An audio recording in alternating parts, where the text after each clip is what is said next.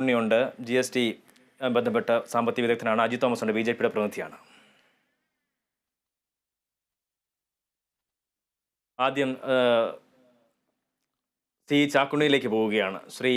C Chakkunni, ഒരു ഇടക്കാല budget വീണ്ടും നമ്മുടെയൊക്കെ മുന്നിലേക്ക് എത്തുകയാണ്. ഏതുതരം പ്രതീക്ഷയാണ് ശരിക്കും ഇടക്കാല ബജറ്റുമായി ബന്ധപ്പെട്ട് നമുക്ക് പങ്കുവയ്ക്കാനുള്ളത്? വലിയ പ്രതീക്ഷയിലാണ് ഈ ബഡ്ജറ്റിനെ നോക്കിക്കാണുന്നത്. ഇടക്കാല ബഡ്ജറ്റിൻ്റെ ആശങ്ക നമുക്ക് വേണ്ട എന്നാണ് എനിക്ക് പറയാനുള്ളത്. കാരണം തിരഞ്ഞെടുപ്പ് വരാൻ പോവുകയാണ്.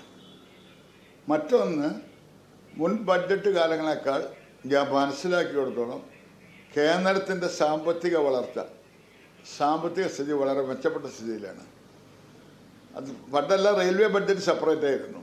ഇവിടെ കോവിഡിന് ശേഷം റെയിൽവേയിലെ യാത്രക്കാരുടെ എണ്ണം വർദ്ധിച്ചു, വരുമാനം വർദ്ധിച്ചു. സീനിയർ സിറ്റിസൺ ഉണ്ടായിരുന്ന ഇളവുകൾ നിർത്തലാക്കി, അത് പുനഃസ്ഥാപിച്ചിട്ടില്ല. പാസഞ്ചർ ട്രെയിനിൻ്റെ എല്ലാം നിരക്ക്, എക്സ്പ്രസ് ട്രെയിനിൻ്റെ നിരക്കാക്കി ഉയർത്തി 3 ഇരട്ടി വർദ്ധിപ്പിച്ചു. അതൊന്നും കുറച്ചിട്ടില്ല. അപ്പോൾ റെയിൽവേ വലിയ വരുമാന വർധനമാണ് കാണിക്കുന്നത്. ചരക്ക് കടത്തിൻ്റെ കാര്യത്തിലും മറ്റു കാര്യത്തിലും. യാത്രക്കാരുടെ കാര്യമെങ്കിൽ ഉൾക്കൊള്ളാൻ കഴിയുന്നതിൻ്റെ 3-4 ഇരട്ടി യാത്രക്കാരാണ് ഇപ്പോൾ യാത്ര ചെയ്യുന്നത്. അപ്പോൾ റെയിൽവേയുടെ സാമ്പത്തിക സ്ഥിതി വളരെ മെച്ചപ്പെട്ടാണ്. അതുപോലെ തന്നെ ഈ GST വന്നതിൻ്റെ ശേഷം കേന്ദ്ര സർക്കാരിൻ്റെ വരുമാനം വളരെ വർദ്ധിച്ചിട്ടുണ്ട്. അപ്പോൾ അതുകൊണ്ട് ഫണ്ടില്ലാത്തൊരു വിഷമം ഉണ്ടെന്ന് നമുക്ക് മനസ്സിലാക്കാൻ ഇല്ല. മറ്റൊരു കാര്യം, നേരത്തെ തന്നെ ഈ കാര്യങ്ങളെല്ലാം സർക്കാരിൻ്റെ ശ്രദ്ധയിൽ ജനപ്രതിനിധികളും സംസ്ഥാന സർക്കാരുകളും സന്നദ്ധ സംഘടനകളും എല്ലാം ശ്രദ്ധപ്പെടുത്തിയിട്ടുണ്ട്. അപ്പോൾ അതിനനുസരിച്ച് വലിയ പ്രതീക്ഷകളാണ്. പ്രതീക്ഷയ്ക്ക് മുമ്പ് തന്നെ ചില നടപടികളാണ് നമുക്കിവിടെ സ്വാഗതം ചെയ്യാനുള്ളത്. കോഴിക്കോട് MP രാഘവൻ ട്രെയിൻ കണ്ണൂരിൽ കോഴിക്കോട്ട് നിർന്ന് ആവശ്യപ്പെട്ടിരുന്നു. കഴിഞ്ഞ 17-ാം തീയതി ഒരു സൗഹൃദ സംഘം BJPയുടെ നേതാക്കൾ ഞങ്ങളുടെ അസോസിയേറ്റ് ഭാരവാഹികളെ ഒന്ന് കണ്ടിരുന്നു. അവരുടെ നിർദ്ദേശപ്രകാരം ഞങ്ങൾ ബഹുമാനപ്പെട്ട പ്രധാനമന്ത്രിക്ക് നിവേദനം കൊടുക്കുകയും റെയിൽവേ മന്ത്രിക്കും മറ്റും ഡൽഹിയിൽ നിവേദനം കൊടുത്തു. അത് ബഡ്ജറ്റ് പ്രഖ്യാപനം വന്നതിൻ്റെ ആശ്വാസ നടപടികൾ ഇവിടെ പ്രഖ്യാപിച്ചു കഴിഞ്ഞു. അപ്പോൾ അത് വളരെയധികം നമുക്ക് പ്രതീക്ഷ നൽകുന്നുണ്ട്. കേരളത്തെ സംബന്ധിച്ചാണെങ്കിൽ 2013 എൻ്റെ ഓർമ്മ ശരിയാണെങ്കിൽ 14 എയിംസ് പ്രഖ്യാപിച്ചപ്പോൾ നമുക്കതിന് യഥാസമയം അന്നത്തെ സർക്കാരിന് ഭൂമി ഏറ്റെടുത്ത് കൊടുക്കാൻ കഴിഞ്ഞില്ല. ഇപ്പോൾ കിനാലൂരിൽ വളരെ നേരത്തെ തന്നെ ബഹുമാനപ്പെട്ട കേരള മുഖ്യമന്ത്രി ആരോഗ്യമന്ത്രിയും അതിനുവേണ്ട ഭൂമി കണ്ട് കേന്ദ്ര സർക്കാരിനെ യഥാസമയം അറിയിച്ചു കഴിഞ്ഞു. എയിംസ് വളരെ ആവശ്യമായ ഒരു കാര്യമാണ്. പ്രത്യേകിച്ച് നിപ്പ കോവിഡൊക്കെ വന്നപ്പോൾ അതിൻ്റെ നമ്മൾ ഓരോ വൈറോളജി ലാബിലേക്കൊക്കെ പൂനെക്ക് മറ്റും അയക്കേണ്ട അവസ്ഥയുണ്ടായി.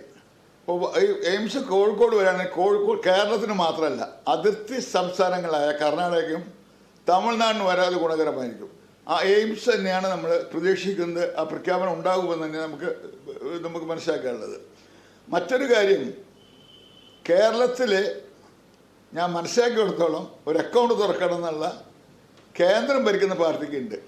അപ്പോൾ അതിൻ്റെ മുന്നോടിയായിട്ട് നമ്മളെ കണ്ടു പല കാര്യങ്ങളിലും നമുക്ക് വിഴിഞ്ഞം തുറമുഖം ഉൾപ്പെടെ റോഡ് വികസന കാര്യത്തിലാണെങ്കിലും എല്ലാ കാര്യത്തിലും വികസന കാര്യത്തിൽ കേരള സർക്കാരും ബഹുമാനപ്പെട്ട മുഖ്യമന്ത്രിയും പ്രധാനമന്ത്രിയും അതിൽ രാഷ്ട്രീയ ഭിന്നത കാണിക്കുന്നില്ല എന്ന് നമുക്കേറെ പ്രതീക്ഷ നൽകുന്നുണ്ട്.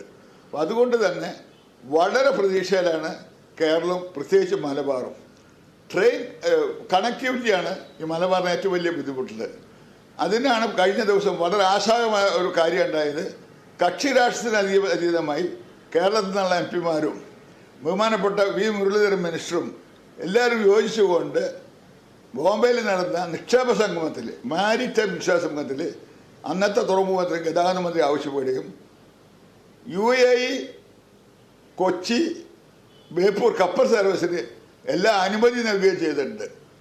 വിമാന നിരക്ക് വളരെയധികം ഉയർന്ന സാഹചര്യത്തിൽ അത് നിയന്ത്രിക്കാൻ കഴിയില്ലെന്ന് അറിയിച്ച സാഹചര്യത്തിൽ പ്രവാസികൾ ഈ ബഡ്ജറ്റ് വളരെ പ്രതീക്ഷയോടെ കാത്തിരിക്കുന്നുണ്ട്. അപ്പോൾ ഈ കപ്പൽ സർവീസ് വരികയാണെങ്കിൽ ഈ അമിത നിരക്കിന് ആഘോഷ അവധി വേളകളിൽ വരേണ്ട യാത്രക്കാർക്ക് വളരെയധികം ഗുണം ചെയ്യും. അതേപോലെ തന്നെ ഡൊമസ്റ്റിക് ഫ്ലൈറ്റിനും ഭയങ്കര നിരക്കാണ്. തീവണ്ടിയിലാണെങ്കിൽ കാലുകുത്താൻ സ്ഥലമില്ല. ഓണത്തിനൊക്കെ 2 മാസം മുമ്പ് തന്നെ നോക്കിയാൽ നമുക്ക് ടിക്കറ്റ് കിട്ടാത്ത ഒരവസ്ഥയുള്ളത്. മറ്റൊരു കാര്യം, കേരളം ടൂറിസം വളരെയധികം മുന്നോട്ട് പോയിട്ട് അതിന് പുറമെ തീർത്ഥാടകർ വരവ്, ശബരിമല ഈ സീസണിൽ തീർത്ഥാടക വരവ് വളരെയധികം ഗുണകരമായിട്ട് കേരളത്തിന്. അതുപോലെ ഗുരുവായൂർ അമ്പലത്തിലേക്ക് അങ്ങനെയുള്ള പുണ്യസ്ഥലങ്ങൾക്ക് തീർത്ഥയാത്ര വരുന്നതും വളരെയധികം കേരളത്തിൻ്റെ വരുമാനം ഗണ്യമായിട്ട് വർദ്ധിപ്പിച്ചിട്ടുണ്ട്. റെയിൽവേയുടെ വരുമാനം അതിൽ കൂടുതൽ വർദ്ധിച്ചിട്ടുണ്ട്. അപ്പം ജലഗതാഗതം കൂടി പ്രോത്സാഹിപ്പിക്കും. വിഴിഞ്ഞം പോർട്ട് കൂടി വന്നു കഴിഞ്ഞാൽ കേരളത്തിനാണ് അതിൻ്റെ ഏറ്റവും കൂടുതൽ, കേന്ദ്രത്തെക്കാളും ഏറ്റവും ഗുണം കിട്ടുന്നത് കേരളത്തിനാണ്. അവിടെ വിദേശ കപ്പലുകൾക്കൊക്കെ ഇന്ധന നിരക്കിൽ വരെയാകുമ്പോൾ നമ്മുടെ വരുമാനം വളരെ മുന്നോട്ട് പോകും. ആ കാര്യത്തിൽ മാതൃകാമായ പ്രവർത്തനമാണ് ബഹുമാനപ്പെട്ട മുഖ്യമന്ത്രിയും തുറമുഖ മന്ത്രിയും കേരള മുഖ്യമന്ത്രിയും തുറമുഖ മന്ത്രിയും കാണിച്ചിരിക്കുന്നത്. ഇത് നമുക്കൊരു മാതൃകയാക്കണം. ഇതാണ് ഞങ്ങളൊക്കെ ഉള്ളവർക്ക് ഇത് വലിയൊരു പ്രതീക്ഷ നൽകുന്നത്. വളരെ അനുകൂലമായിട്ടുള്ള തീരുമാനങ്ങൾ നമ്മൾ പ്രതീക്ഷിക്കുന്നുണ്ട്. മറ്റ് ഇളവുകൾ ഉണ്ടാവും, നിക്ഷേപത്തിന് പ്രോത്സാഹിപ്പിക്കും, കാർഷിക മേഖലയ്ക്ക് ഉണർവ് നൽകും, സമസ്ത മേഖലയ്ക്കും ഉണർവും ഉത്തേജനം നൽകുന്ന ഒരു ബഡ്ജറ്റായിരിക്കുമെന്നാണ് നമുക്ക് മനസ്സിലാക്കാനുള്ളത്. പിന്നെ ബഹുമാനപ്പെട്ട നമ്മുടെ ശ്രീ എ ജി ജോർജ്, ഇത്തരത്തിൽ ഒരു ഇടക്കാല ബജറ്റായിട്ട് ഇതിനെ കാണേണ്ടതില്ല എന്നുള്ളത് തന്നെയാണ് ഒരു വിലയിരുത്തലായി വന്നിരിക്കുന്നത്. അങ്ങ് കഴിഞ്ഞ ദിവസവും പറഞ്ഞു നിരവധിയായിട്ടുള്ള പ്രഖ്യാപനങ്ങൾ, വാഗ്ദാനങ്ങളൊക്കെ തന്നെ ഉണ്ടാകും. അങ്ങ് ഇന്നലെയും ചൂണ്ടിക്കാണിച്ച പ്രധാനപ്പെട്ട കാര്യം എന്ന് പറയുന്നത് ഈ